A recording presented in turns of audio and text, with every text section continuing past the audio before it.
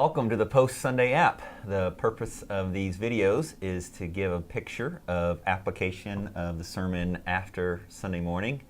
And good to see you at the table. Hey, thanks. Today. We're a day late, but $1 short. Not $1 short. No, not $1 short. So that brings us to offerings. Yeah, nice. Well, let me start with the question. Sermons, you talked a lot about expository preaching, right? And the road to Emmaus. One question that was asked was, it says that Jesus started explaining with Moses and continued from there. Mm-hmm.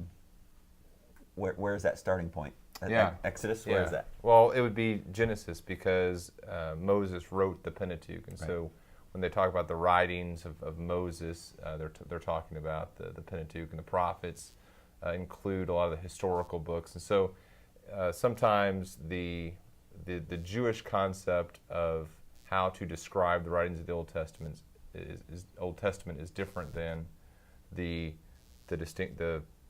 categories that we use in our English Bible. Yeah. So he's talking about all of the Old Testament when Luke mentions what Jesus was talking about with the disciples on the road to Emmaus. Okay. You also talked about making sure that we see Christ in the Old Testament. Yes. What would you say to someone that says, how do I do that? How can I be equipped to see Christ in the Old Testament? Yeah, it's a huge question, and it's a question that I continue to try to wrestle with, and it's a question that we're going to spend a lot of time talking with as we do our series on an overview of the Old Testament. Yeah, this fall. Yeah, this fall, right. And really, see, I think we have maybe 3 more Sundays left in Luke. Okay. I'm going to be gone Labor Day Sunday, that Sunday before Labor Day weekend. Pastor Art will be here, but besides that, so we've got 3 or 4 Sundays left in the Gospel of Luke. Then we're going to go into the Old Testament. Now, there's a couple ways that I encourage people to think through how to see Christ in the Old Testament. And whenever we come to a passage, what we want to do is we want to first look at it in its own context and say, okay, what was the message to the original audience? If I was a person living at 1400 BC and I was hearing Moses say these things, what would I understand him to be saying? But then we also look at things in the redemptive context. And so we understand that there's a Christological focus to what Moses is telling the people in 1400 BC about the Messiah and how he's pointing them to. And there's a lot of different ways that we get to Christ in the Old Testament. We sometimes see a promise in the Old Testament that's fulfilled in the New. Or we see some aspect of redemption, the need for redemption, or the promise of redemption that's found in the Old Testament that's revealed at the cross. And so the gospel is all throughout the New Testament. The challenge is understanding the context and how we understand the gospel in the Old Testament. There's a lot there. Just this morning, saw a new book that's come out that I haven't read yet, so I can't endorse, but it looks very intriguing. It's called Jesus on Every Page by David Murray. So it's designed not for the academic person, but just for the everyday lay person to understand how to see Jesus in the Old Testament. So I'm looking forward to reading through that as well. Yeah.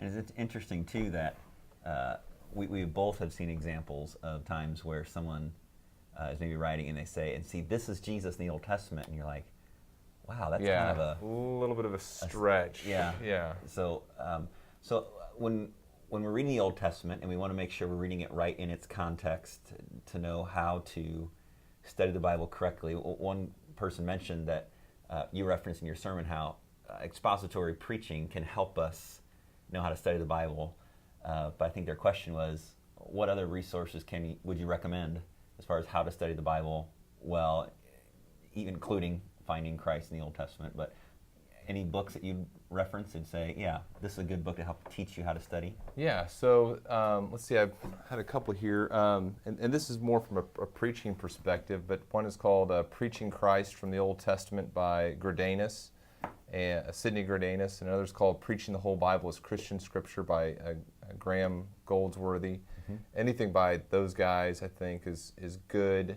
I may not agree with all of their all of their perspectives, but in terms of helping you see how the story of Christ is part of the overarching redemptive story throughout all of Scripture. I think those are very helpful resources. Howard Hendricks. Hendricks, Living by the Book, is really good. And then Zuck's book, Basic Bible Interpretation, by Roy Zuck, is a very good book for understanding how to see Christ in the Old Testament without over-allegorizing. Yeah.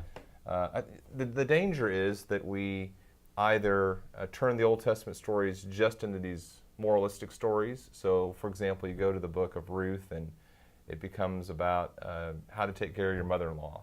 So, okay, well, there's elements of that there, but that's not the main story. And then the other danger is to allegorize it. Well, Boaz is just a picture of Jesus, and then to press that point too far. And really, as you look at the book of Ruth, you see Christ in it, because Boaz is an example of a redeemer, but you also see God's hesed, his steadfast love, his faithfulness, and you see how God's steadfast love is that type of love that provides a redeemer in the person of Jesus Christ. And so there's a redemption that takes place in that story that's a picture of the ultimate redemption in the person of Jesus Christ. And so there's ways we see Christ in all of the Old Testament if we view it in its if we look at the larger themes that stretch beyond just one individual text into the whole of Scripture. Yeah, good. Well, let me finish with a very sweet question that somebody asked. I think I can speak for our church when I say we are very grateful for you. Wow. Especially on the Sundays you're gone and I have to preach. I'm very grateful. Well, I'm very grateful for you on those Sundays too. So. No, it's a joy to teach, but you do it on a consistent basis, and our church is very blessed to have you. There's no doubt about it. One question that came in was, how can our church all the more encourage you, just as you take on that burden and joy of bringing the Scriptures to us every Sunday? How would you answer that? Yeah, well, of course, the love goes both ways. So I don't, it's hard to understand, I think, how grateful I am. You can understand it, but it's hard, I think, for most of the people in our church to understand how special they are. And the type of ministry that you and I have here at Bethany Community is only possible by God's grace. But but part of God's grace is allowing us to be at a church that lets us do this and encourages us to do this. And so it's not a matter of doing anything different on the part of our church. I think it's just a matter of keep doing what you're doing. Keep allowing your hearts to be soft to God and His Word, and keep praying for me and for you and for other leaders and for each other as believers, that we would be faithful in finding Christ in His Word. Yeah, that's good. That's good. So we do want to say thank you to our church. Absolutely. And kids, know that a lot of school started up today, yesterday, last week. We're praying for you as you start up school. And thanks for joining us on the Post Sunday app.